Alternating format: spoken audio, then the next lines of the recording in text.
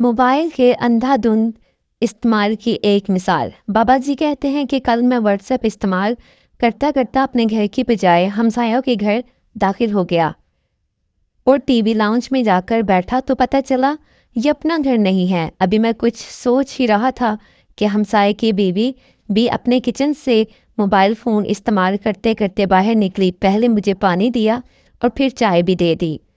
साथ ही साथ ये सवाल भी कर डाला कि आज ऑफिस से जल्दी कैसे।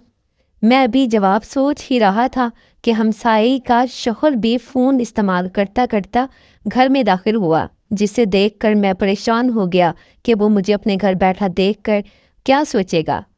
लेकिन जैसे ही हमसाए ने मुझे टीवी लाउंज में चाय पीते देखा तो फौरी मुझे सॉरी बोला और घर से बाहर चला गया।